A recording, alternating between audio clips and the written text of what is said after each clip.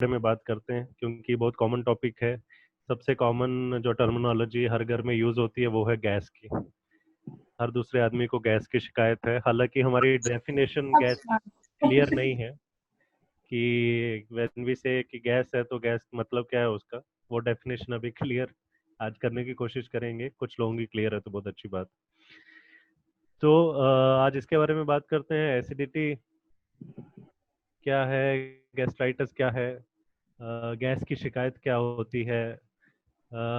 एक टर्म होती है GERD, guest oesophageal reflux disease, gastro oesophageal reflux disease, GERD बोलते हैं, GERD। वो क्या होता है, वो भी बहुत कॉमन प्रॉब्लम है स्पेशली इंडियन पॉपुलेशन में। वो क्या होता है, बार बार गैस पास होना, फ्लैटन्स इसको बोलते हैं, जिसकी वजह से ब्लॉटिंग हो जाता है। वो क्यों हो रहा है हमारे शरीर में। थोड़ा बहुत अल्सर की बात करेंगे, स्टोमक अल्सर की बात करेंगे। तो ये सारी दिक्कतें जो डे टू डे लाइफ में हम एक्सपीरियंस करते हैं, स्पेशली आफ्टर सर्टन एज, 50 साल के बाद ये दिक्कतें बढ़ना शुरू हो जाती हैं। तो ये सब क्या है, इसको कैसे मैनेज किया जा सकता है, क्या ये एक्चुअल में प्रॉब्लम इतनी बड़ी भी है कि हमें रोज दवाइयाँ खानी चाहिए, या जो हम गैस की जो दवाई है सबसे ज्यादा कॉमनली अब्यूज्ड मेडिसिन है, पेंटअप हो गया, रेंटैक हो गया, जेंटैक हो गया। ये मेडिसिन हम ऑन एंड ऑफ लेते रहते हैं, ओवर द काउंटर मिल जाती है, घर पे पड़ी होती है, स्टॉक में रखी होती है। जब कुछ ऐसी फीलिंग होती है फटाफट एक पील जो हम पॉप कर लेते हैं। तो क्या ये सब लेना भी चाहिए, इनकी जरूरत भी है कि नहीं, और अगर ज्यादा लेते हैं तो इनके नुकसान क्या है, इस बारे में बात करेंगे। सबसे पहले हम जरा एक ओवरव्यू ले लेते हैं कि ये है क्या, हमारे शरीर में खाना कहाँ से कैसे कैसे पास हो रहा है, और कहाँ कहाँ क्या क्या एक्शन हो रहा है शरीर में। तो जब भी हम कोई खाना खाते हैं, मील लेते हैं, मान लीजिए आपने लंच करने बैठ गए, अभी 2 बजे लंच का समय होगा, तो लंच करने बैठ गए, तो आपका जो खाने का थाली है उसमें आप देखेंगे कि कॉम्प्लेक्स फूड है। हम्म, उसमें रोटी होगी, राइस होगा, दाल सब्जी होगी, या चिकन मीट होगा, जो भी आपको प्रेफर करते हैं खाना। तो आप देखेंगे कि अगर थाली पे नजर डालें तो वो तो बहुत कॉम्प्लेक्स चीज है। तो इतनी रोटी या मीट को तोड़ना, या सब्जी को तोड़ना, या दाल को तोड़ना, और उसमें से जो जरूरी न्यूट्रिएंट हैं उनको निकाल के यूटिलाइज करना, ये बहुत कॉम्प्लेक्स प्रोसेस है, राइट। हम हमारे शरीर को एक्चुअल में रोटी की जरूरत नहीं है। हमारे शरीर में जो रोटी के अंदर जो न्यूट्रिएंट्स हैं, रोटी के अंदर जो ताकत वाली चीजें हैं उसकी जरूरत है, जिसको उसमें से निकालना पड़ेगा। जब तक हम उसको ब्रेक डाउन नहीं करेंगे, जब तक हम उसमें से जिस प्रोसेस को डाइजेशन बोलते हैं वो नहीं करेंगे, उसमें से जो एक चीजें की जरूरत है, ग्लूकोज की जरूरत है, फैट्स की जरूरत है, प्रोटीन की जरूरत है, these are very micronutrients. ये तो नेकेड आई से देखते भी नहीं है जिस जिस हद तक ब्रेक डाउन होता है हमारे शरीर के अंदर। तो देखिए, इतना कॉम्प्लेक्स फूड है, इतनी आपकी थाली के सामने जो चीजें हैं खाने में, इतनी बड़ी बड़ी चीजें हैं, कॉम्प्लेक्स चीजें हैं, इसको पूरी तरह से ब्रेक डाउन किया जाता है बॉडी के अंदर, इवन टू द एक्सटेंट कि जहाँ पे ये इसके न्यूट्रिएंट दिखते भी नहीं है नेकेड आई को। तो इतना कॉम्प्लेक्स प्रोसेस हमारे शरीर में GI ट्रैक में होता है। और ये शुरू कहाँ से हो जाता है, ये मुंह से शुरू हो जाता है। जैसे हम खाना कोई खाते हैं तो हमारे मुंह से ही डाइजेशन होना शुरू हो जाता है। सबसे बड़ा और सबसे इफेक्टिव प्रोसेस डाइजेशन का जो है वो फर्स्ट स्टेप है, जिसको हम क्या बोलते हैं, च्यूइंग, जो चबाना जिसको बोलते हैं, जो फूड को ब्रेक डाउन करना है।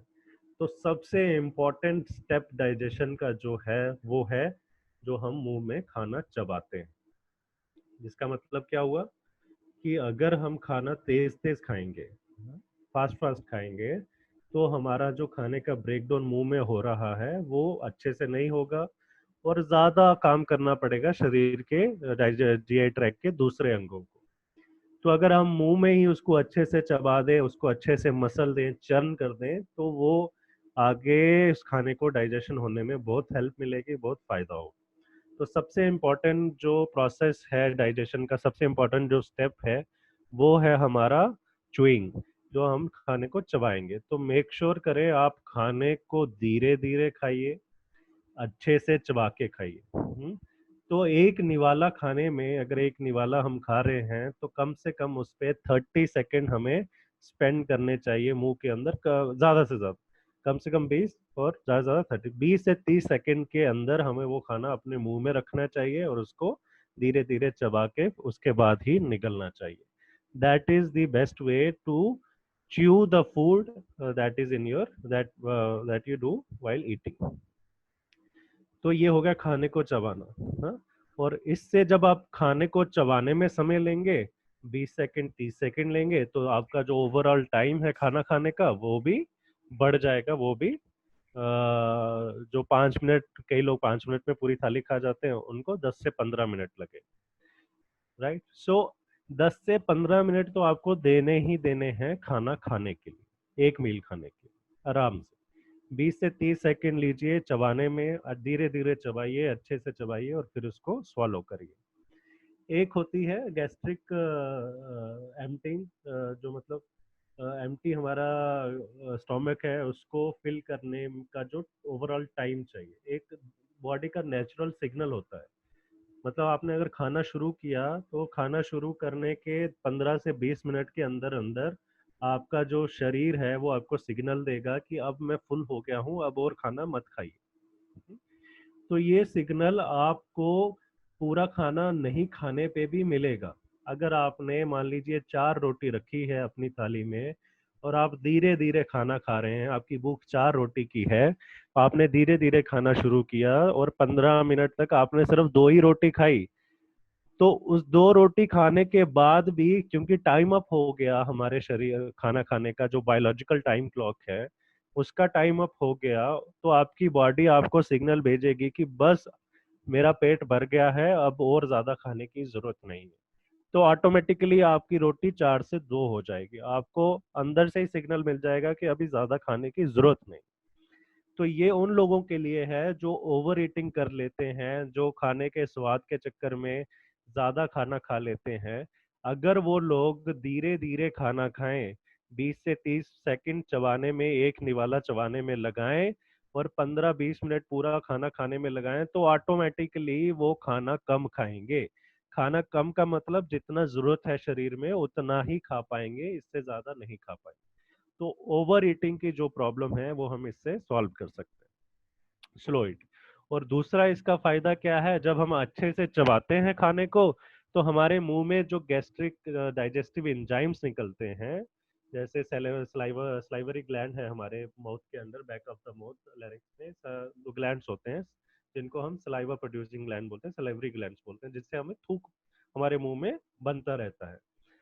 थूक बनना हमारे मुंह के लिए बहुत इंपॉर्टेंट है. It keeps it moist, dry नहीं होने देता और मॉइस्ट रखता है. और इसके अंदर कुछ डाइजेस्टिव एंजाइम्स भी होते हैं, स्लाइवरी अमाइलेज टाइप के एंजाइम्स होते हैं जो खाने की डाइजेशन को मुंह में ही शुरू कर देते हैं. तो जितना ज्यादा देर मुंह में रहेगा उतनी ज्यादा ये एंजाइम्स को टाइम मिलेगा खाने में घुलने मिलने का, डाइजेशन उससे बेटर होगी. तो बहुत इंपॉर्टेंट फर्स्ट स्टेप ही डाइजेशन का जो है वो बहुत इंपॉर्टेंट है, जो चबाने का स्टेप है. राइट. तो एक बार मुंह से चबा के जब हम खाने को निगल लेते हैं तो ये खाना हमारे फूड पाइप से होते हुए, जिसको ईसोफेगस बोलते हैं, वहां से होते हुए स्टोमक मैदे में चला जाता है. तो मैदे में चला जाता है, मैदे में और बहुत सारे डाइजेशन के एंजाइम्स क्रिएट होते हैं, एसिड बनता है, HCl जिसको बोलते हैं, वो बनता है जो हमारे खाने को प्रोटेक्ट करता है, हमारे खाने को डाइजेस्ट करने में हेल्प करता है. जो हमारी फूड पाइप है और जो हमारा मैदा है उसके बीच में एक गेट होता है जिसको स्फिंक्टर बोलते हैं. एक गेट है, जब हमारा खाना नीचे को जाता है तो वो गेट खुलता है और गेट खुल के खाना मैदे में चला जाता है, स्टोमक में चला जाता है और वो गेट बंद हो जाता है. इसको स्टोमक स्फिंक्टर बोलते हैं, इसोफेजियल स्फिंक्टर बोलते हैं. किसी किसी केस में जब ये स्फिंक्टर माल फंक्शन हो जाता है, गेट माल फंक्शन हो जाता है for whatever reason, age related हो या कोई और पैथोलॉजिकल रीजन हो, तो ये गेट अच्छे से बंद नहीं हो पाता, तो इसका मतलब है जो स्टोमक के अंदर कंटेंट है वो बाहर की तरफ आ सकता है, मतलब वापस की तरफ आ सकता है, मुंह की तरफ आ सकता है, जिससे कि आपका जो स्टोमक के अंदर एसिड बन रहा है वो आपके इसोफेजस में आ जाएगा, आपकी फूड पाइप में आ जाएगा. तो क्या रिजल्ट होगा, आपको ऐसे यहाँ पे जलन महसूस होगी, चेस्ट में, पेट में जलन महसूस होगी, जिसको हार्ट बर्न कहते हैं. और ये जलन का इसलिए कारण है क्योंकि जो एसिड है वो हमारी फूड पाइप की जो लाइनिंग से टकरा के उसको करोड करता है, उसको खराब करता है, उसको जलाता है। इस वजह से हमें एसिड से जो गैस निकलती है वो हमें ऐसे जलन वाली फीलिंग कराती है, और दूसरा हमारी इसोफेगस जो फूड पाइप की पाइप को डैमेज करता है। इसी तरह खाना और ऊपर आएगा तो हमें हम ऐसा महसूस होगा कि जो खाना है वो मेरे गले पे ही है, नीचे नहीं गया। बहुत सारे लोगों की कंप्लेंट होती है वो खाना खाने के बाद कि सर हमारा खाना नीचे नहीं जाता, ऐसा लगता है गले में ही फंसा हुआ है। तो वो भी जो सिम्टम है वो GERD का सिम्टम है, इसोफेजियल रिफ्लक्स डिजीज का सिम्टम है। तो ऐसे केस में क्या होगा, आपका खाना जो है फूड पाइप में ही रहेगा, आपका खाना अच्छे से डाइजेस्ट नहीं होगा तो इनडाइजेशन होगी, आपको इनडाइजेशन की प्रॉब्लम हो जाएगी, आपका जो स्टूल है वो अच्छे से पास नहीं होगा, जो खाना जो पच के अच्छे से अब्जॉर्ब होना है वो नहीं होगा, आपको एक भारीपन का फीलिंग रहेगा थ्रू आउट द डे, आपको जलन की फीलिंग रहेगी थ्रू आउट द डे, जो कि आम नॉर्मल गैस्ट्रिक सिम्टम है।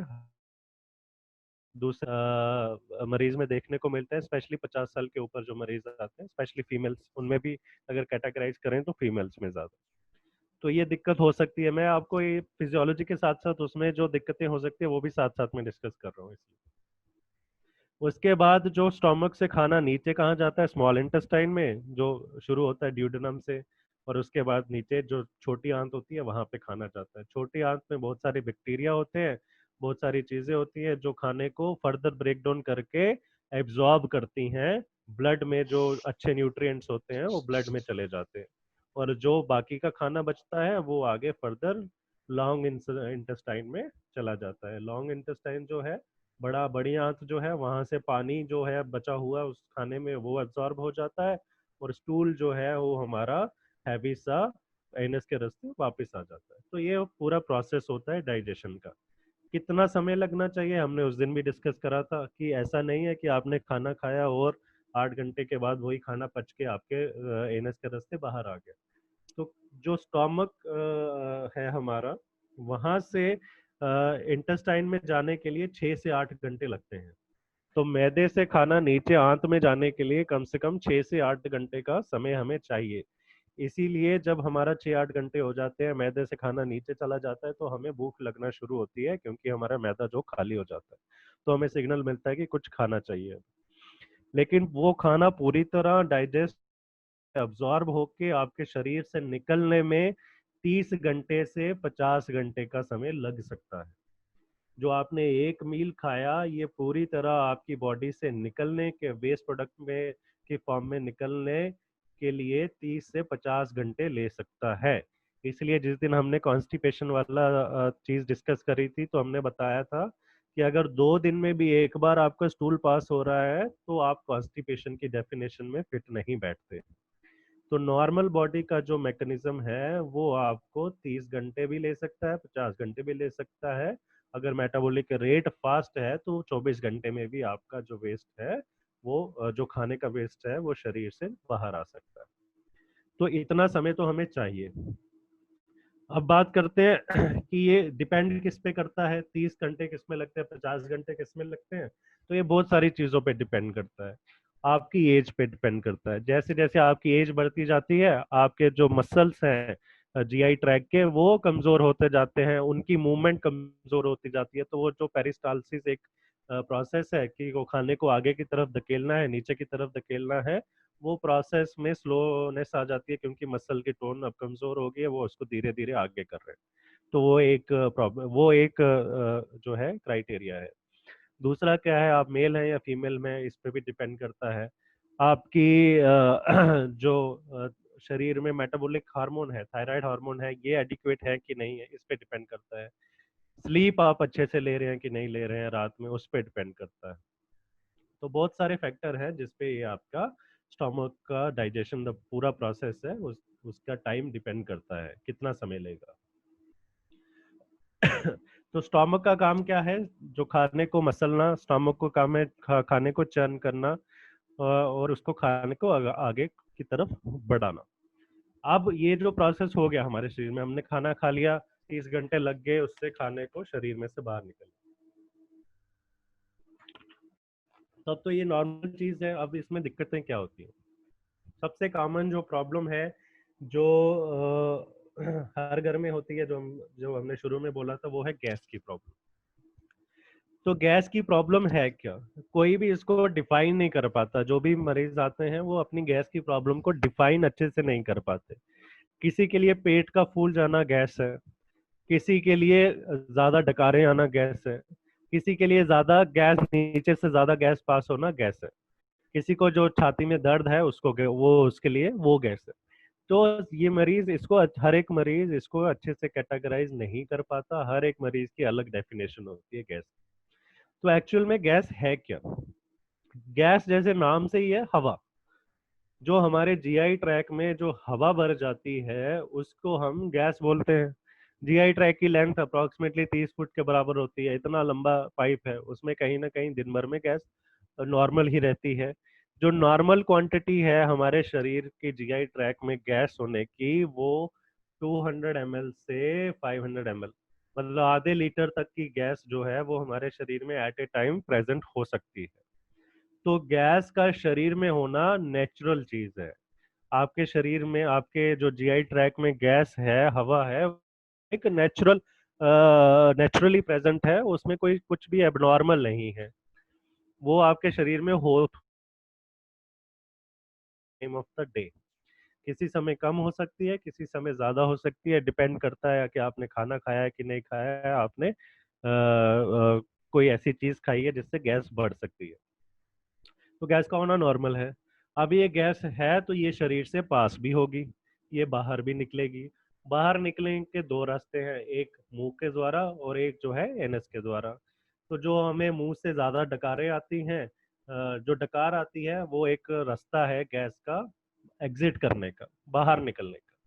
तो ये एक नॉर्मल प्रोसेस है। जो हमें गैस एनएस के द्वारा पास होती है, वो भी एक नॉर्मल प्रोसेस है। दिन में कम से कम 10 से 20 बार अगर आप एनस के थ्रू गैस पास कर रहे हैं, तो वो एक नॉर्मल फिनोमिना है, वो एक नॉर्मल चीज है। उसमें कोई एबनॉर्मल चीज नहीं है, उसमें कोई दिक्कत वाली चीज नहीं है। तो अगर आप 10 से 20 बार के बीच में गैस पास कर रहे हैं एनएस के थ्रू डेली, तो उसमें कुछ भी एबनॉर्मल नहीं है, उसमें कोई भी गलत चीज नहीं। हाँ। अब ये गैस होती है, इनमें किस क्या क्या गैसेस होती हैं? जो नॉर्मल हवा में गैसेस होती हैं वही हमारे पेट में होती हैं। ऑक्सीजन होती है, नाइट्रोजन होती है, हाइड्रोजन होती है, कार्बन डाइऑक्साइड होती है, मीथेन। ये कैसे बनती हैं? एक तो हम जो हवा ब्रीथ कर रहे हैं वो भी हमारी फूड पाइप में जा सकती है, तो नेचुरल है उनमें ये सारी गैस, जो हवा में ये सारी गैसेस होती हैं, तो आपके पेट में भी ये सारी गैसेस होंगी। दूसरा, आपके पेट में जो बैक्टीरिया है, गट बैक्टीरिया है, जब ये अपनी एक्टिविटी करता है, फूड को ब्रेक डाउन करता है, डाइजेस्ट करता है, तो इसमें से कुछ गैसेस बन के निकलती हैं, राइट। अगर आपका इंटेस्टाइन जो पाइप है वो ऑब्स्ट्रक्ट हो जाए, वो उसमें कोई रुकावट आ जाए, तो जो फूड पार्टिकल है वो गैस क्रिएट करते हैं, तब गैस बनती है। तो अगर हम 10 से 20 बार गैस पास कर रहे हैं वो नॉर्मल है, तो अब नॉर्मल क्या है? अब नॉर्मल क्या है? अगर हम 10 बार से कम करें, अगर हमारे शरीर से गैस कम पास हो रही है, तो वो अब नॉर्मल है। क्योंकि इसका मतलब है कि कहीं ना पाइप में ऑब्स्ट्रक्शन है। ऑब्स्ट्रक्शन होना हमारे लिए अच्छी बात नहीं है। या फिर इसका मतलब है जो जीआई ट्रैक के मसल्स हैं उनकी टोन कम हो गई है, उनकी पावर कम हो गई है, वो चीजों को आगे नहीं बढ़ा पा रहे, अगेन वो प्रॉब्लम है। या फिर इसका मतलब ये है कि जो जीआई गट ट्रैक के बैक्टीरिया हैं वो अच्छे से काम नहीं। कम गैस पास करना दिक्कत है, 10 से 20 बार गैस पास करना दिक्कत की वाली बात नहीं है। अगर इससे ज्यादा बार हम पास करें तो दिक्कत है। अगर बहुत स्मेली आप जो गैस पास हो रही है उसमें बहुत ज्यादा स्मेल है, गंदी स्मेल है, तो दिक्कत है। तो इसका मतलब जो आपका खाना है वो अच्छे से अब्सॉर्ब नहीं हुआ है। रॉ फूड जब पेट में ज्यादा देर समय रहेगा, इंटेस्टाइन में ज्यादा समय रहेगा, तो वो गंदी स्मेल प्रोड्यूस करेगा। तो तब एक तो वो एक सिम्टम है इंडाइजेशन का। गैस ज्यादा कब बनती है? जब हम जल्दी जल्दी खाना खाते हैं, जल्दी जल्दी खाने को चबा के निकल जाएंगे, तब गैस बनेगी। पानी कम पिएंगे तब ज्यादा गैस बनेगी। जो लोग ये दांत लगाते हैं, नकली दांतों का सेट लगाते हैं, अगर वो ठीक से उसकी फिटिंग अच्छे से ना हो, तो इसका आपका डाइजेशन का प्रोसेस कम होगा और उसमें गैप ज्यादा बने रहेंगे, चबाएंगे कम, तब ज्यादा गैस बनेगी। च्युइंगम ज्यादा चबाने वाले बच्चों में, जो बच्चे ज्यादा च्युइंगम ज्यादा देर तक चबाते हैं, उनमें गैस ज्यादा इंजेस्ट हो जाती है, फूड पाइप में ज्यादा गैस जाती है। और जो सबसे कॉमन प्रॉब्लम है जो शरीर में ज्यादा गैस पैदा करती है, वो है cold drinks, soft drinks. Soft drinks जो है वो एरिएटेड ड्रिंक्स होती हैं। जब हम ज्यादा इसका सेवन करते हैं, ज्यादा इनको पीते हैं, तो हमारे शरीर में गैस फॉर्मेशन ज्यादा होती है। तो हमने पढ़ लिया कि गैस, हमें हमने समझ लिया कि गैस नॉर्मल इतनी ही तो है, अगर इससे ज्यादा हो रही है तो कोई ना कोई, जो हमने चीजें अभी डिस्कस करी, इसकी वजह से होगी। तो उसका सोल्यूशन भी नॉर्मल है। हम खाने को अच्छे से चबा के खाएं, जल्दी जल्दी ना खाएं, तो कम गैस बनेगी। हम खाना जो है वो थोड़ा सिंपल इन नेचर रखें, ज्यादा कॉम्प्लेक्स ना रखें, ज्यादा फ्राइड ना खाएं, ज्यादा हैवी कॉम्प्लेक्स प्रोटीन ना खाएं, तो हमारे शरीर में गैस कम बनेगी। अगर हम सॉफ्ट ड्रिंक्स पे कमी करें, सॉफ्ट ड्रिंक को कम करें, या तो आइडियली तो सॉफ्ट ड्रिंक पीनी ही नहीं चाहिए। It is any pesticide, insecticide.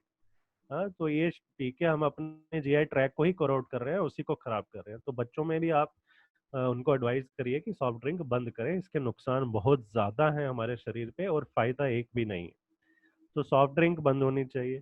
Alcohol और स्मोकिंग जो करते हैं, वो हमारे शरीर में गैस ज्यादा प्रोड्यूस करती है। तो ये जो रीजंस हैं, अगर हम इन रीजंस को कंट्रोल करेंगे, इन रीजंस को रोकेंगे, तो जो गैस फॉर्मेशन है वो कम हो जाएगी। और जो हमें ज्यादा डकार आने के, उसको मेडिकल टर्म क्या है, बेल्चिंग उसको बोलते हैं। मेडिकल रिकॉर्ड में अगर आपके डॉक्टर डायग्नोज बनाएंगे तो उसमें बेल्चिंग लिखेंगे नहीं है, आम भाषा में, लेमन टर्म में उसको, ज्यादा डकारे, मुंह से ज्यादा गैस पास होना है जब होती है, तो उसको बेल्चिंग बोलते हैं। तो बेल्चिंग का इलाज क्या है? नंबर वन, खाना अच्छे से टाइम लेके खाएं, चबा के खाएं, सॉफ्ट ड्रिंक्स कम पिएं, मूवमेंट करें, एक्सरसाइज करिए, ताकि आपके जो खाने का प्रोसेस है, मेटाबॉलिक रेट है, वो बढ़े और खाना जल्दी डाइजेस्ट हो। स्मोकिंग बंद करिए, अल्कोहल बंद करिए। तो ये जो गैस बनाने वाली चीजें हैं, इनको अगर हम कम कर दें, लिमिट कर दें, तो अपने आप गैस फॉर्मेशन कम होगी। कुछ मेडिसिन आप ले सकते हैं इसके लिए। स्मेथिकिन जो सिरप आते हैं, जैसे गैसोफास्ट, गैसो रिलीफ, ये सारी कुछ मेडिसिन का भी आप यूज कर सकते हैं अगर आपको ज्यादा उससे सिम्टम्स से प्रॉब्लम हो रही है। तो it will help taking out the gas from the GI system. तो ले सकते हैं, नॉर्मली लेने की जरूरत ही नहीं है। जो चीजें हमने डिस्कस करी हैं उस पर कंट्रोल करेंगे, तो आपकी जो गैस फॉर्मेशन है वो ऑटोमेटिकली कम हो जाएगी। और जीरो तो कभी हो ही नहीं सकती। जैसे बीपी आपका जीरो नहीं हो सकता, वैसे ही आपका गैस भी शरीर में जीरो नहीं हो सकती। और गैस पास होना अच्छी बात है। जिस जिस आदमी को दिन में 10 से 20 बार गैस पास हो रही है, वो उसके लिए अच्छी हेल्दी डाइजेस्टिव सिस्टम की निशानी है, वो अच्छी बात है। ब्लोटिंग क्या है? एक जो दूसरा कंफ्यूज्ड सिम्टम है गैस का, वो है ब्लोटिंग। ब्लोटिंग का मतलब क्या होता है? पेट में सूजन आना, स्वेलिंग हो जाना, पेट सूजा सूजा सा दिखना, पेट फूला फूला सा लगना, उसको हम ब्लोटिंग बोलते हैं। उसका जो कारण है वो अलग है, वो गैस नहीं है। उसका कारण अलग है। जो स्मॉल इंटेस्टाइन के अंदर जब गट बैक्टीरिया अच्छे से काम नहीं करते या उनमें कोई दिक्कत हो जाती है, तब जो सूजन बनती है पेट में या गैस फॉर्मेशन उस समय बनती है, उसकी वजह से ब्लोटिंग होती है। तो ब्लॉटिंग अलग चीज है। ब्लॉटिंग का मतलब आपका जो स्मॉल इंटेस्टाइन में कोई दिक्कत है, उसमें जो डाइजेशन जो है, एब्जॉर्प्शन जो है, वो अच्छे से नहीं हो रही। तो ब्लॉटिंग अगेन कुछ ऐसी चीजें हैं जो हम खाते हैं जिनसे ब्लॉटिंग हो ज्यादा हो जाती है। जैसे कुछ सब्जियां हैं, पत्ता ब्रोकली है, बीन्स है, चॉकलेट है, या च्युइंगम है, ज्यादा देर चबाने तक। तो ये जो चीजें खाने से शरीर में, स्मॉल इंटेस्टाइन में, ये ब्लॉटिंग कर सकते हैं। इनसे पेट सूजा सूजा, फूला फूला सा लग सकता है। और एक बहुत इंपॉर्टेंट चीज है, लैक्टोज इंटॉलरेंस। बहुत सारे लोग होता है कि जब वो दूध पीते हैं, दूध वाली मिल्क प्रोडक्ट, डेयरी प्रोडक्ट खाते हैं, तो उसके बाद उनका थोड़ा पेट जो है अनकंफर्टेबल रहता है, बहुत ज्यादा गैस पासिंग चीजें शुरू हो जाती है, काम शुरू हो जाता है। तो ये जो दिक्कत है, ये इसको लैक्टोज इंटॉलरेंस बोलते हैं। मिल्क में एक प्रोटीन होता है लैक्टोज, जो जिसका ब्रेकडाउन है वो लैक्टेज एंजाइम करता है शरीर में। बहुत सारे लोगों में ये एंजाइम नहीं होता। बहुत सारे लोगों के शरीर में ये एंजाइम से लैक्टोज अच्छे से ब्रेक डाउन नहीं हो पाता और फिर हमें अनकंफर्टेबल महसूस होता है, हमारा इंटेस्टाइन में उनका डिस्कम्फर्ट रहता है। तो वो नोटिस करेंगे जब भी वो मिल्क प्रोडक्ट वाली चीज़ें खाते हैं, ज़्यादा पनीर दही ये सारी चीज़ें खाते हैं, तो उसके बाद या दूध पीते हैं, फुल क्रीम दूध पीते हैं, तो उसके बाद उनको डिस्कम्फर्ट बढ़ जाता है। तो ये भी एक कारण हो सकता है ब्लोटिंग का, ये भी एक कारण हो सकता है बार बार। तो जिनको ये दिक्कत है वो मिल्क प्रोडक्ट पे कम खाएं या रेयरली कभी कभी अच्छे से मलाई वगैरह निकाल के उस उस दूध को पिए। दूध से मलाई निकालने पे दूध का प्रोटीन क्वांटिटी कम नहीं होती। दूध का जो प्रोटीन है, जो दूध से हमें प्रोटीन मिल रहा है वो कम नहीं होता, जो उसके अंदर फैट्स है वो कम हो जाते हैं, जो उसके अंदर कार्ब्स है वो कम हो जाती है। तो डबल टोन दूध वगैरह ले सकते हैं। जिनको ज्यादा गैस गैस पास होती है वो कुछ सब्जियों पे कट डाउन कर सकते हैं, कुछ सब्जियों की क्वांटिटी कम कर सकते हैं, जैसे बीन्स, पत्ता गोभी, फूल गोभी, ब्रोकली। कुछ लोगों को जो रिफाइंड आटा है वो खाने से ज्यादा गैस होती है, उनके लिए राइस रेकमेंडेड है। जो कुछ लोगों को पोटैटो, छोले और राजमा खाने से भी ज्यादा गैस होता है, तो काफी ज्यादा गैसेस निकलती है। तो इन चीजों को कम करेंगे खाने में तो अपने आप जो गैस वाली दिक्कत है, अभी मैं गैस वाली जो टर्म बोलता हूँ वो कॉमन टर्म है क्योंकि इसका मीनिंग हमने पहले समझ लिया, उनकी दिक्कत कम होगी। और क्या दिक्कत होती है पेट की? एक तो ब्लॉटिंग हो गया, हमने ब्लीचिंग पढ़ लिया, हमने जो बार बार गैस पास हो रही है एनस से उसके बारे में पढ़ लिया, डिस्कस कर लिया। और क्या दिक्कत होती है बहुत इंपॉर्टेंट, बहुत खतरनाक जो प्रॉब्लम है, एक one of the severe issues in elderly is peptic ulcer. Stomach में जो अल्सर हो जाते हैं, मैदे में अल्सर हो जाते हैं, फीमेल्स को ज्यादा रिस्क है इन अल्सर्स को होने का। तो स्टोमक अल्सर, पेप्टिक अल्सर क्या है? जब हमारे स्टोमक की जो लाइनिंग है या इंटेस्टाइन की जो लाइनिंग है उसमें डैमेज हो जाता है, तो उस समय जो वो जो लाइनिंग है, मेम्ब्रेन है, वो जब ब्रीच हो जाती है, कट हो जाती है, तो उस समय जो प्रॉब्लम राइज होती है उसको अल्सर्स बोलते हैं। ये क्यों होती है? बहुत सिंपल सा एक्सप्लेनेशन है। हमारे मैदे में बहुत ज्यादा स्ट्रॉन्ग एसिड बनता है जिसको HCl बोलते हैं। हाँ, ये एसिड इतना स्ट्रांग होता है कि हम ईंट पत्थर पे रखें तो उसको भी पिघला दे। लेकिन जो हमारे शरीर की बनावट है या जो भगवान का काम है, गॉड्स वर्क है, वो इस तरह है कि जो मैदे के अंदर की जो लाइनिंग होती है, मैदे के अंदर का जो मेम्ब्रेन है, उसके अंदर जो सेल होते हैं, जो लाइनिंग जिस सेल से बनी होती है, वो सेल्स इतने स्ट्रांग होते हैं कि HCl का उन पे कोई असर नहीं होता। तो वो एसिड मैदे पे कोई नुकसान नहीं कर सकता, क्योंकि वो मैदे का जो कोटिंग है, अंदर की जो कोटिंग है, वो कुछ इस तरह के सेल से बनी होती है जो उस एसिड को इम्यून है, उस एसिड को रेजिस्ट करते हैं। और हमारे शरीर की बनावट ऐसी है कि वो एसिड जो है वो मैदे में ही रहना चाहिए, मैदे से ना ऊपर आना चाहिए ना नीचे की तरफ जाना चाहिए। इसलिए दोनों ही तरफ पे दो गेट लगे हुए हैं, दोनों ही तरफ दो स्फिंक्टर लगे हुए हैं। लेकिन किसी कारणवश जब वो स्फिंक्टर माल फंक्शन हो जाता है या उस स्फिंक्टर की जो वाल्व है वो कमजोर हो जाती है, तो एसिड जो है वो बाहर की तरफ आ सकता है। या फिर किसी कारणवश या किन्हीं दवाइयों की वजह से, स्पेशली पेन किलर्स की वजह से जो हम हाईली अब्यूज करते हैं, वोब्रान हो गया या आइबुप्रोफिन हो गया, इन्फ्लेमेटरी एंटी इन्फ्लेमेटरी मेडिसिन है, एनएसएड्स हैं, ये हमें लंबे या बार बार खाने से जो वो स्टोमक के अंदर कोटिंग है उसमें प्रॉब्लम हो जाती है, वो कोटिंग डैमेज हो जाती है। इसलिए जो स्टोमक के अंदर अल्सर बनता है, वो कोटिंग खराब होने की वजह से जो नीचे की लेयर है उस पे जाके वो असर करता है, उसको जला देता है, इसलिए वो स्टोमक अल्सर बनता है। जो ड्यूडेनम में अल्सर होता है, पेप्टिक अल्सर होते हैं, उनका जो मेन रीजन है वो बैक्टीरियल रीजन है, H पाइलोरी, हेलिकोबैक्टर जो बैक्टीरिया है, वो पाइलोरी बैक्टीरिया है, वो वहां पे उसकी वजह से अल्सर होता है। तो स्टोमक अल्सर एकदम से बहुत ज्यादा जलन होगी, खाली पेट जब खाना खाने के बाद बढ़ेगी, दूध पीने से थोड़ा ठीक होगा। तो पेट की जो एकदम सीवियर पेन है, जलने वाली पेन है, वो स्टोमक अल्सर की तरफ इशारा करती है। कई बार अल्सर इतना खराब हो जाता है कि वॉल मेम्ब्रेन से खून रिसना शुरू हो जाता है, और वो खून आपके इंटेस्टाइन से होते हुए आपके स्टूल के द्वारा पास हो जाता है, कलर का दिखेगा, जिसका मतलब ये है कि आपके शरीर में, स्टोमक में या ड्यूडेनम में कहीं से ब्लीडिंग हो रही।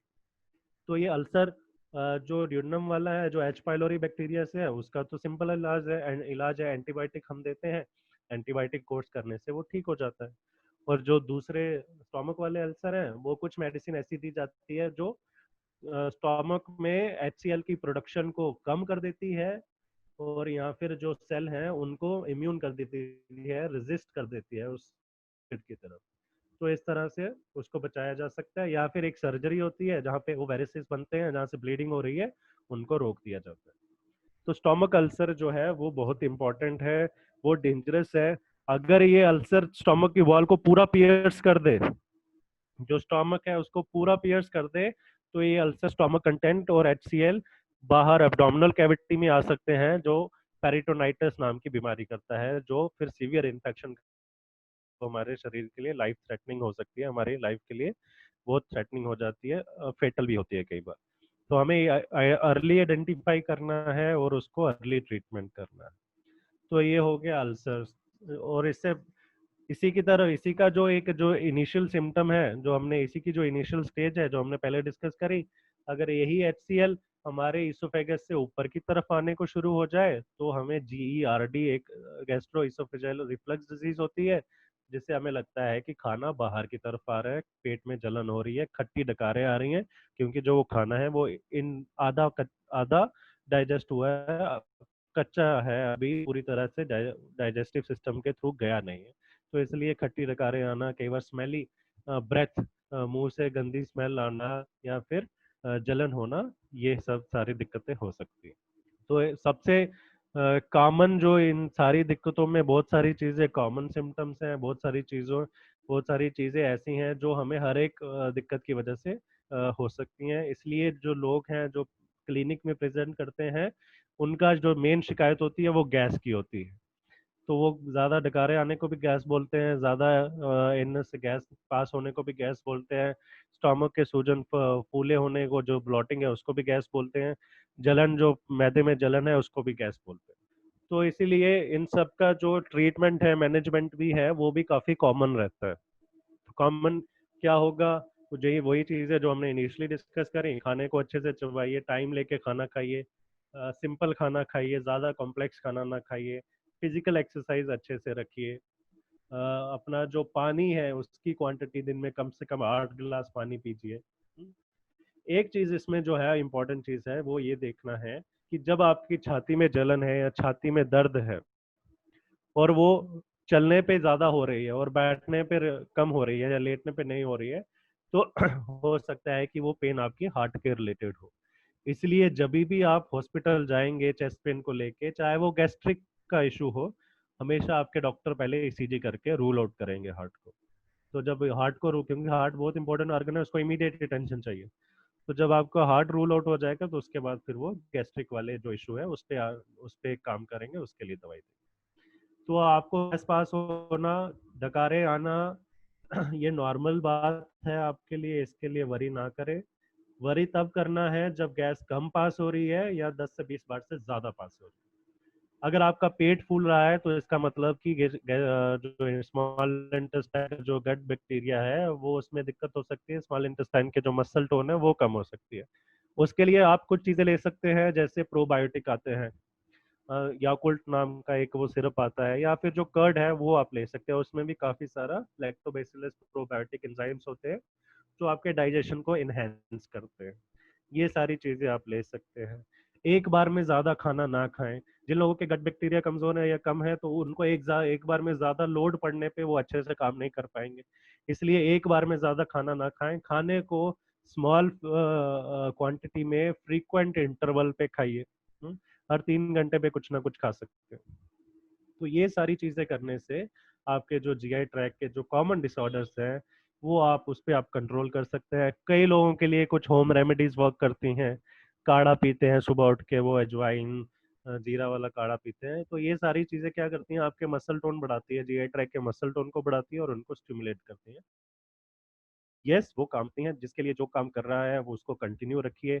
लेकिन अगर आपकी दिक्कतें बढ़ रही हैं तो फिर आप डॉक्टर से मिलिए, क्योंकि हो सकता है कोई long term problem, chronic issue GI tract में हो रहा हो। तो ये कॉमन प्रॉब्लम थी जीआई ट्रैक की जो हमने डिस्कस करी। अब हमें इनका नेचर पता है, ये क्यों हो रही है शरीर में, फिजियोलॉजी पता है, और जो कारण है उसके बारे में हमें पता चल गया। तो इनको रोकने के लिए सबसे बेस्ट इलाज किसी भी बीमारी का उसके कॉज पे, उसके कारण पे काम करने पे होता है। कोई भी दवाइयाँ कि लंबे समय तक काम नहीं करेंगी, सिम्टोमेटिक ही काम करेंगे, लेकिन अगर आप उसके कॉज पे एक्ट करेंगे, उसके कारण पे एक्ट करेंगे, तो जड़ से बीमारी दूर हो जाएगी।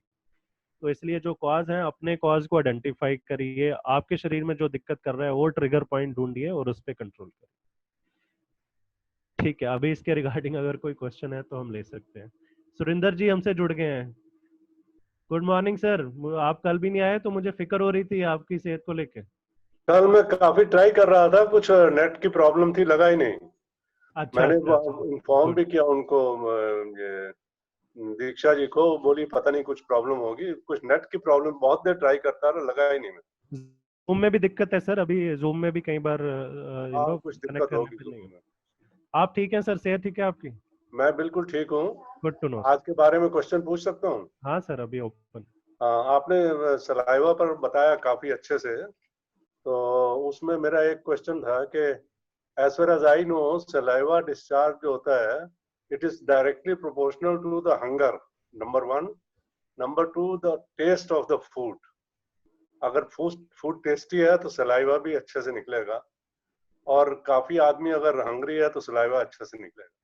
ये just this is my assumption. मुझे लगा है ऐसा कि मैं जब भूखा होता हूँ तो सलाइवा, जैसे लार टपकना भी बोलते हैं ना, कि खाना सामने देखकर लोगों की लार टपकना यस भी, उसका यस भी यही मतलब होता है, आई थिंक। अब यस। मेरे साथ में असली क्वेश्चन ये है कि कभी कभी खाने के टेस्ट में थोड़ा सा फर्क होने से, सलाइवा कम निकलने से मुंह में सूखापन लगता है, and you have to take a sip of water to swallow the food. ये क्यों होता है और इसका कोई रेमेडी है, और सलाइवा इंक्रीज हो सकता है या कुछ एनीथिंग एल्स? देखिए सर, सलाइवा जो होता है वो हमारे ग्लैंड, सलाइवरी ग्लैंड्स हैं जो बैक ऑफ द माउथ है, वहां से रिलीज होता है। आपने बिल्कुल सही कहा।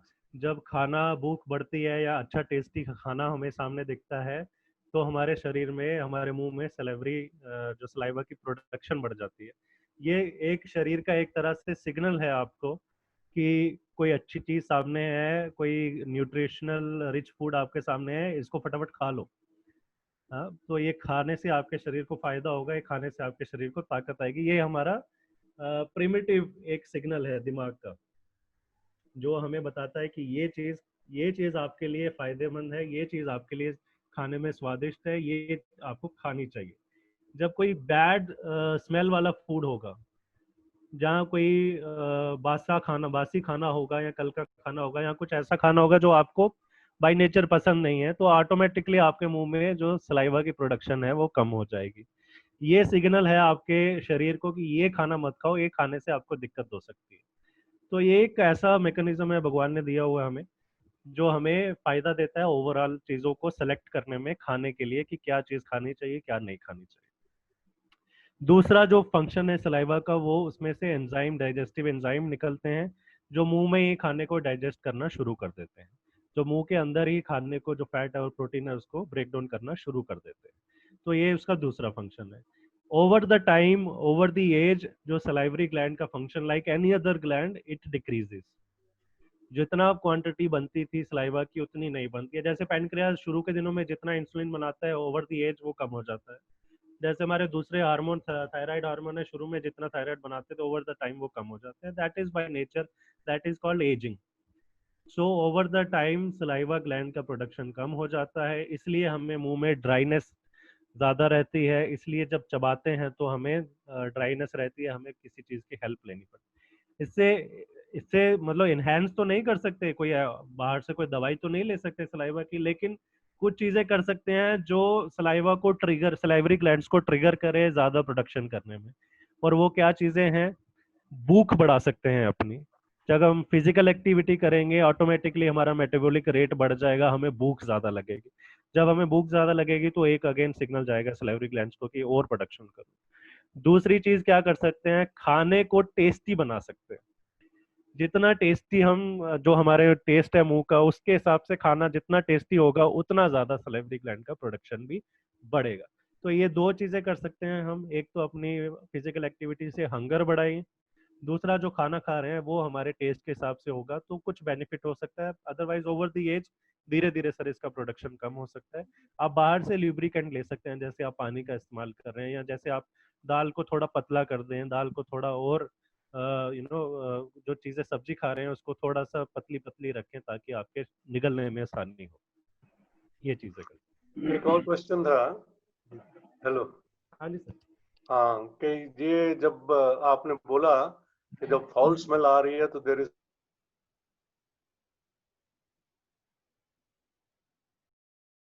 Anything to do with liver functioning, क्योंकि मैंने सुना था कि लिवर खराब होने से जो गैस डिस्चार्ज होती है फ्रॉम बॉटम, उसमें कुछ फाउल स्मेल आती है। Is it a fact? बिल्कुल सर, देखिए लीवर से हमारे एंजाइम प्रोड्यूस होते हैं, बाइल जूस प्रोड्यूस होता है जो खाने को डाइजेस्ट कराता है। तो अलग अलग स्टेशन है, जैसे उस दिन हम डिस्कस कर रहे थे जीआई ट्रैक के अलग अलग स्टेशन है। मुंह पहला स्टेशन है, फिर स्टोमक अलग दूसरा स्टेशन है, ड्यूडेनम तीसरा स्टेशन है, फिर इंटेस्टाइन में जाता है। अलग अलग स्टेशन पे इनको अलग अलग चीजें मिलती हैं, अलग अलग एंजाइम्स मिलते हैं जो शरीर के डिफरेंट जो खाने के डिफरेंट कंपोनेंट हैं उसको ब्रेक डाउन करने में हेल्प करते हैं। जैसे हमारा ड्यूडेनम में पहुंचता है तो वहां से हमें बाइल डक्ट से हमें बाइल जूस मिलता है, तो लीवर से बनता है जो खाने को फर्दर ब्रेक डाउन करता है। तो अगर लीवर डिसफंक्शन होगा तो प्रॉपर बाइल जूस नहीं बनेगा, जितनी क्वांटिटी हमें बाइल जूस की चाहिए उतनी नहीं बनेगी। अगेन जो खाना जो है वो इनडाइजेस्ट रहेगा, वो अच्छे से डाइजेस्ट नहीं होगा, इसलिए फाउल स्मेल, जो गैस पास करेंगे उसमें फाउल स्मेल रहेगी। तो ये सारा लिंक्ड है सर, कहीं भी किसी भी ऑर्गन से, किसी भी एंडोक्राइन ग्लैंड से अगर हार्मोन प्रॉपर नहीं बन रहा डाइजेस्टिव वाला, तो खाना अधूरा रह जाएगा, डाइजेशन अधूरी रह जाएगी, जिसकी वजह से दिक्कतें होंगी। तो लीवर तो of course main role play करता है। जी, एक और क्वेश्चन था। वॉकिंग के टाइम में जब वॉक करते हैं, मैं खास करके देखा हूँ कि जब खाना खाने के बाद में व्हेन आई वॉक तो गैस पास होती है आइदर नीचे से या कई बार डकार आकर ऊपर से। तो इसका क्या मतलब रोल है? Of course you are told कि वॉकिंग से भी डाइजेशन इंप्रूव करता है, तो ये गैस निकलना डाइजेशन इंप्रूव का एक इंडिकेशन है। Is it good? और उसका कुछ बैकग्राउंड क्या है, इफ यू कैन एक्सप्लेन। ये बहुत कॉमन प्रैक्टिस है कि खाने के बाद टहलना चाहिए। पूरे हर घर में हर जो एल्डर्स हैं वो आपको सलाह देते हैं खाने के बाद टहलना चाहिए, जो कि अच्छी बात है। लेकिन एक कुछ समय तक नहीं टहलना चाहिए। जैसे अगर मैंने 8 बजे खाना खाया है तो अगले आधे पौने घंटे 1 घंटे तक मुझे टहलना नहीं चाहिए, मुझे रेस्ट करनी चाहिए, मुझे बैठना चाहिए। क्यों? इसका रीजन क्या है? क्योंकि जब भी हम कोई चीज शुरू शरीर में कर रहे हैं, कोई प्रोसेस कोई प्रोसीजर हो रहा है, जैसे आपने खाना खाया तो आपको अब उसको डाइजेस्ट करना है, आपको उसको आगे बढ़ाना है। इसलिए जो जीआई ट्रैक के जितने भी मसल्स हैं, सेल्स हैं, उनको ज्यादा ब्लड सप्लाई चाहिए ताकि वो अच्छे से काम कर सके। इसी के साथ अगर हम वॉकिंग करना शुरू करते हैं उस दौरान, खाना खाने के इमीडिएटली बाद, तो वो जो ब्लड सप्लाई का कुछ हिस्सा है वो आपके लेग मसल में जाएगा, क्योंकि आपको वॉक करना है, आपको कुछ काम करना है। तो वो जो ब्लड सप्लाई है वो डिवाइड हो जाएगी, वो दूसरे काम में डिवाइड हो जाएगी। इसलिए आपका जो डाइजेशन है उसको प्रॉपर ब्लड सप्लाई, जो मसल्स है उनको प्रॉपर ब्लड सप्लाई नहीं मिलेगी तो काम अच्छे से नहीं होगा। तो टहलना चाहिए, लेकिन एक कम से कम 1 घंटा वेट करने के बाद, 1 घंटा वेट करने के बाद आप टहल सकते हैं।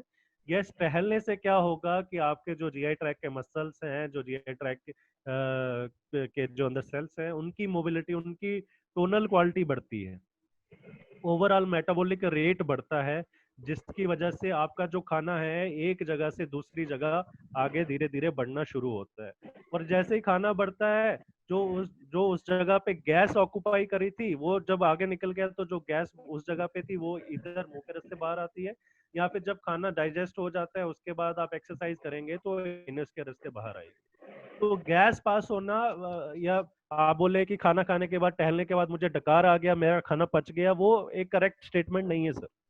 खाना पचने में पूरे 6-8 घंटे कम से कम स्टोमक से इंटेस्टाइन जाने में, और 30 से 50 घंटे ओवरऑल प्रोसेस होने में लगता है। तो टहलने से खाना नहीं पचता। हाँ, ये खाने की मोबिलिटी बढ़ जाती, खाना आगे बढ़ जाता है, लेकिन उसका खाना मतलब इमीडिएट डाइजेशन में कोई रोल नहीं है। ओवरऑल डाइजेशन में बहुत अच्छा रोल है, क्योंकि एक्सरसाइज करने से, वॉक करने से मेटाबॉलिक रेट बढ़ती है हमारा। ओवरऑल डाइजेशन में बिल्कुल फायदेमंद है, लेकिन इमीडिएटली वॉक नहीं करनी चाहिए, कम से कम 1 घंटा रुक के वॉक करनी चाहिए। और डॉक्टर साहब मेरा एक क्वेश्चन है। जी sir. Hello. Yes sir, yes sir. Can you hear me doctor साहब? Yes yes yes.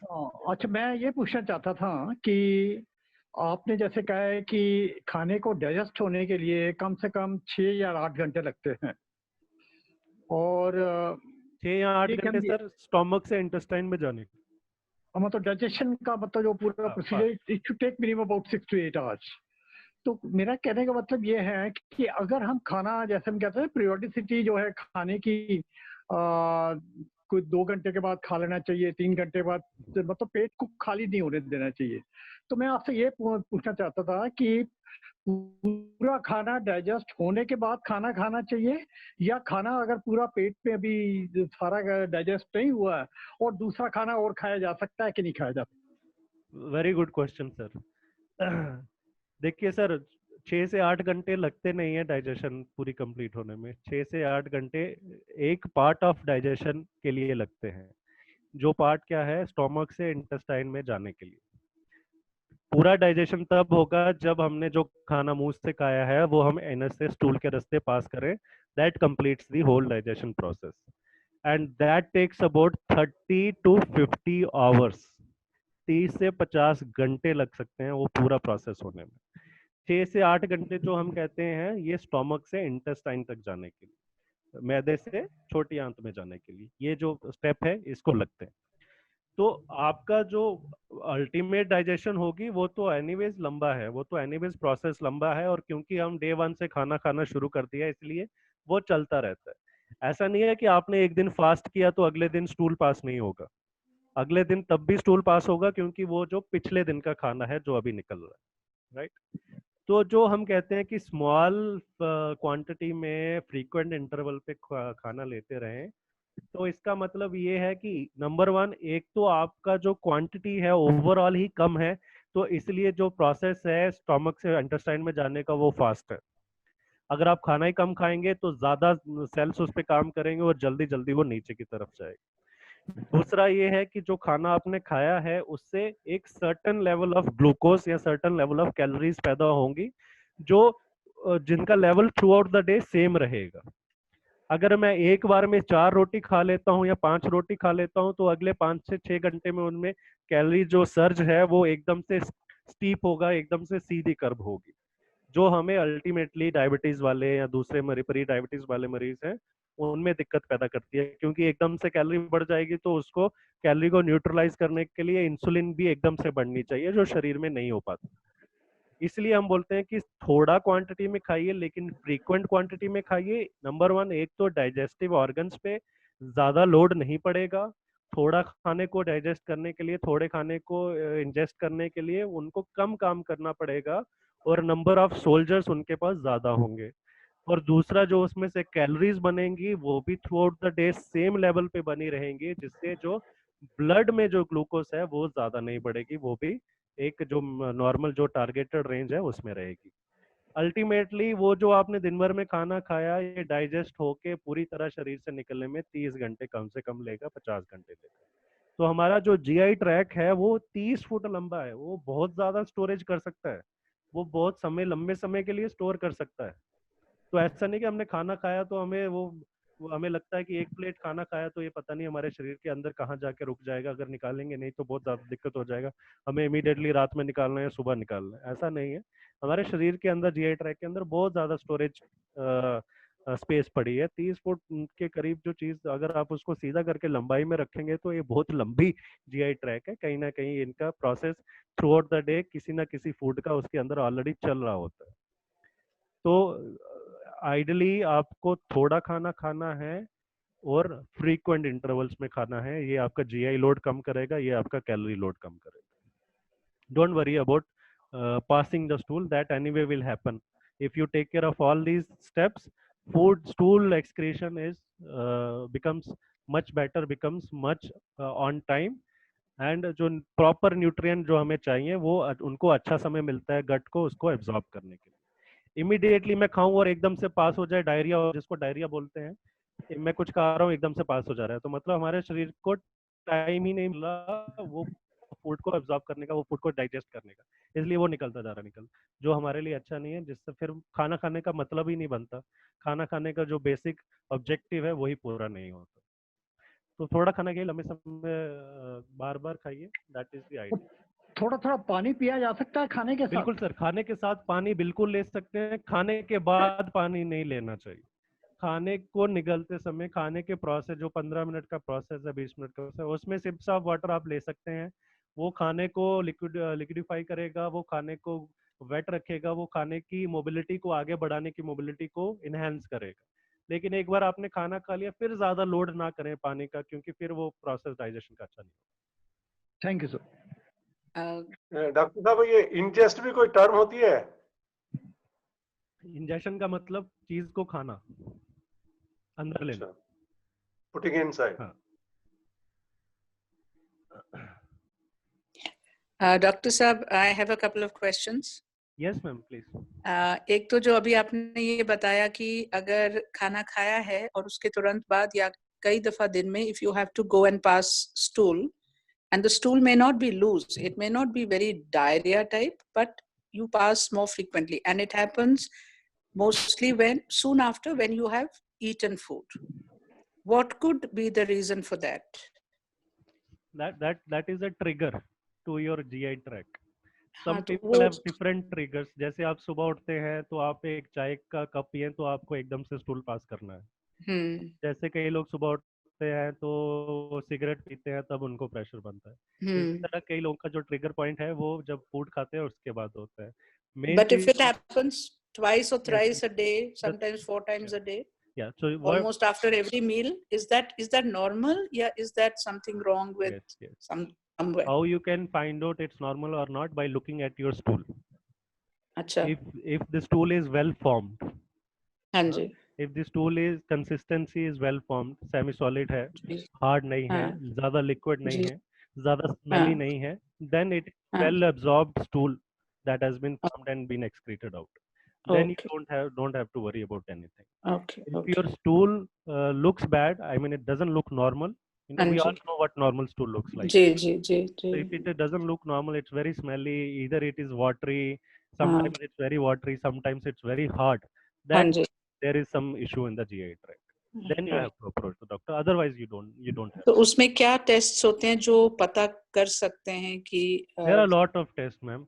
There are some diseases that can cause like irritable bowel syndrome, जिसमें बार-बार आपको stool pass करना पड़ता है. There are certain obstructions that can happen, जिसको inflammatory bowel disease बोलते हैं, Crohn's disease, ulcerative disease. So these tests only be done normal routine में, आपको करने की जरूरत नहीं है. Only when a doctor thinks that there needs to be some evaluation has to be done, then only they'll do the test. Some ultrasound they'll do, some blood test they'll do, some stool test they'll do. Sometimes endoscopy they'll do, sometimes colonoscopy they'll do. अच्छा, ठीक है। So that will be on doctor's discretion. Only when you think कि मेरे stool में कोई गड़बड़ है या स्टूल पास करते समय कोई गड़बड़ है, ब्लीडिंग है या पेन है, then you definitely approach to the doctor. According to your symptoms, they'll order test. जी। दूसरा सवाल डॉक्टर साहब ये है कि ये जो सलाइवा प्रोड्यूस होता है, which is a natural process, and मतलब so there is a question which somebody asked me, but I had no answer for that. Left side में, लेफ्ट चीक से और लेफ्ट ओरल कैविटी में लिक्विड आता है and right side में नहीं आता है। तो ये मेरे जान पहचान वाले हैं, तो उन्होंने मुझसे पूछा, तो बोला मैंने डेंटिस्ट के पास भी गया, मैंने थोड़ा सा वो सब भी चेक करवाया, बट कुछ समझ नहीं आया। So is there something that you could throw light on कि सिर्फ लेफ्ट साइड में आता है? It could be damage to his salivary glands, ma'am. but there are 3 pairs in total, हाँ जी, salivary glands के, which are located in the back of your mouth, around the mouth and throat area. Hmm, If we first of all, it is very difficult to identify whether which side of my cheek is producing more salivary glands. नहीं उनको बहुत feel होता है। ये बड़ा बड़ा अजीब सा सवाल था, तो मैं एक्चुअली बहुत कंफ्यूज हो गई थी, बिकॉज मैंने भी ऐसा, और उन्होंने मुझे ये बोला कि बेसिकली मैंने थोड़ा सा कुछ 6-8 महीने से मैंने काफी थोड़ा पूजा पाठ करना शुरू किया, you know, like I said कैसा पूजा पाठ, तो ही सेज नॉर्मल, कोई माला वाला नहीं जपता हूँ, बट जनरल जैसे होता है कि हनुमान जी का कुछ कर लिया, दुर्गा माँ का कुछ कर लिया। एंड ही सेड मेरी वाइफ तो बहुत करती है, पर मेरा भी दिल किया करने को, तो मैंने किया, तो फिर मेरे को ऐसे ये फील होने लगा कि मेरे ना लेफ्ट साइड में कुछ लिक्विड इकट्ठा हो जाता है लेफ्ट साइड में। तो बहुत क्लियर था उनका ये, I didn't really have an answer, and उन्होंने फिर अपने आप ही बोला, मैंने डॉक्टर को दिखाया अभी से, because I got scared. That could be because of salivary gland infection, ma'am. So many times a bacterial infection can happen in gland that can produce a liquidy fluidish material. Okay, and you also said कि उसका test अजीब था बहुत. Yes. और अब थोड़ा कम हो गया है निकलना, but अब I've also gotten used to the taste. I think he should see a doctor for that. वो देख लिया उन्होंने. He already went and consulted a doctor, लेकिन कुछ समझ नहीं आया किसी को. Then he should see another doctor. हाँ जी, ठीक. Unless we find a solution, if we think there is a problem in my body, there hasn't been any solution found, we should keep on looking for the solution. Ji. Maybe one doctor can miss out on the symptom. हाँ जी. So there could be some infection. Yeah. ठीक है doctor साहब, thank you. Deworming के बारे में कुछ थोड़ा सा बताइए जरा. हेलो. और डीवर्मिंग के बारे में थोड़ा सा बताना. हाँ सर. तो डीवॉर्मिंग बेसिकली जो पैरासाइट्स हमारे शरीर में कई बार बढ़ जाते हैं, या कुछ ऐसा खाना खा लें जिनमें इस तरह के वॉर्म्स प्रोड्यूस हो जाएं, स्पेशली बच्चों में, क्योंकि ज़्यादातर बच्चों में करते थे, हम छोटे होते थे तो देखते थे पेट के कीड़े, लंबे कीड़े, अभी भी आजकल तो कम देखने को मिलते हैं बच्चों में, क्योंकि पहले जो थे वो बच्चे ज़्यादा मिट्टी में खेलते थे, ज़्यादा गंदा खाना खाते थे, या कोई कहीं से पानी का सोर्स खेलते बाहर खेलते कहीं पानी की टंकी से पानी पी लिया, तो जिसमें वो सारे वॉर्म्स होते थे तो पेट में जाके बढ़ जाते थे. वो वॉर्म्स बेसिकली पैरासाइट्स हैं. बेसिकली आपके शरीर से जो अच्छी चीज़ें हैं वो लेते रहेंगे और आपके शरीर को कुछ देंगे नहीं. वैसे तो आपके शरीर में बहुत सारे बैक्टीरिया हैं जो आपके शरीर के लिए काम कर रहे हैं, लेकिन इस तरह के जो वॉर्म्स है, पैरासिटिक वॉर्म्स हैं, वो आपके शरीर में सारे न्यूट्रिएंट्स खींच लेंगे, आपके शरीर से अच्छी चीजें खा लेंगे, ब्लड पी लेंगे, एनीमिक हो जाएंगे, आप पेट में दर्द होगा.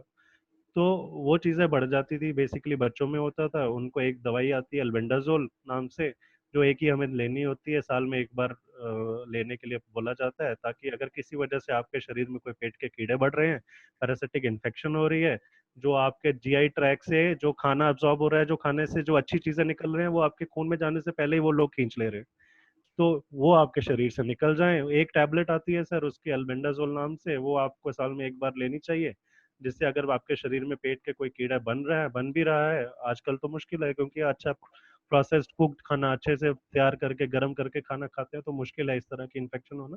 लेकिन स्टिल बाहर से हम कई बार खाना खाते हैं, रेडी से खाना खाते हैं, स्टॉल से खाना खाते हैं, मोमोज खा रहे हैं, उनका पता नहीं कैसे बन रहा है, किचन में क्या क्या यूज हो रहा है, क्या नहीं हो रहा है. तो स्टिल सेफर साइड पे हम ले सकते हैं. अगर किसी तरह का कोई कीड़ा बन भी रहा है तो वो आपके स्टूल के रास्ते बाहर निकल जाएगा.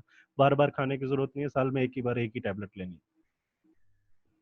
स्टूल टेस्टिंग कराने के बाद लेना चाहिए या once a year as you said should be done that? अगर आपका खाने या बाहर से ज्यादा है, अगर आपका रूटीन ऐसा है कि आप बाहर का खाना ज्यादा खा रहे हैं, एटलीस्ट दिन में 2 दिन में एक बार तो बाहर से खा ही रहे हैं, तो आप प्रिकॉशन. बच्चे फास्ट फूड ही खा रहे हैं. बच्चों में तो ऑलरेडी डिवॉर्म करके रखते हैं. जितनी बार आप पीडियाट्रिशियन के पास जाएंगे साल में एक बार, वो आपको बच्चे को डिवॉर्म करा देगा. एक दफा ही करना साल में या थोड़ा ज्यादा पीरियडिकली बढ़ानी? एक ही बार. जिन बच्चों में ऑलरेडी शिकायत बढ़ गई है या जिन बच्चों में ऑलरेडी स्टूल में वॉर्म्स दिखते हैं, तो वो तो फिर उनको कोर्स करना पड़ता है. अदरवाइज प्रिकॉशनरी जो प्रोफिलैक्सिस है वो एक ही टैबलेट है. ठीक है, thank you doctor. Welcome. Any other question on this? ठीक है. हाँ सर. एक क्वेश्चन था, नॉट डायरेक्टली रिलेटेड, थोड़ा इनडायरेक्टली है. कई बार कई लोगों को सोते वक्त रात में मुंह से पानी निकलता है, तकिया गीला हो जाता है साइड में सोने से, साइड में अगर हो गया फेस समथिंग लाइक दैट, तो ये इसका क्या रीजन हो? सलाइवा है ना, it is something else? Saliva ही है सर। वो रात में सोते हुए कई बार मुंह खुला रह जाता है हमारा, तो बाहर आना शुरू हो जाता है। Nothing else, nothing serious? No no no, don't worry. इसको साइलोरिया बोलते हैं, जो सोते समय ज्यादातर होता है। सीएनएस डिप्रेशन, जब रात में सो रहे हैं तो हमारा ब्रेन जो है वो एक डिप्रेशन स्टेट में होता है। डिप्रेशन मतलब वो वाला डिप्रेशन नहीं, डिप्रेशन मतलब जो उसकी एक्टिविटी है वो कम हो जाती है। तो इसलिए इस वजह से सलाइवा प्रोडक्शन तो होता रहता है, लेकिन अगर हमारा मुंह खुला रह गया, कई लोगों को आदत होती है मुंह खुला रख के सोने की, तो साइड में से वो निकलता रहेगा। कोई ऐसी बात नहीं है। सुबह उठ के कई लोगों में अगर ज्यादा सेलोरिया हो जाए तो उनको ड्राई माउथ की इशू रहता है। सुबह उठते हैं तो उनका मुंह सूखा सूखा रहेगा। बिस्तर पे चेक करेंगे, तकिए पे चेक करेंगे तो वो गीला होगा। कोई ऐसे डरने वाली बात नहीं है, कोई इसका साइड इफेक्ट बड़ा नहीं है, ज्यादा नहीं है। ड्राई माउथ की इशू हो सकती है सुबह उठ के, फिर उनको पूरा दिन वार्म वाटर या इस तरह से अपने मुंह को गीला रखना पड़ेगा। ज्यादा ये दिक्कत उनको हो सकती है, otherwise don't worry. Thank you. Okay then, और कोई क्वेश्चन नहीं है तो आज का टॉपिक यहीं खत्म करते हैं। कल एक बहुत इम्पोर्टेंट इशू है ओरल हाइजीन का। तो स्पेशली एल्डरली में ओरल हाइजीन जो है एक इशू बन जाता है। बहुत सारे दांतों के इशू होते हैं, बार बार डेंटिस्ट की विजिट करनी पड़ती है। क्या चीज़ें कर सकते हैं घर में इसको रोकने के लिए या ठीक करने के लिए? हमारे सीनियर डेंटिस्ट है मोहा की, डॉक्टर मनरीत, तो वो कल ले रही है सेशन ओरल हाइजीन का। I request all of you to join it. वैसे भी आप आते ही है रोज, कल भी आइएगा। कल अच्छा टॉपिक है, डिफरेंट टॉपिक है, तो मजा आएगा उसमें। ठीक। ठीक है thank you sir, sir, thank you. Have a good day, take care.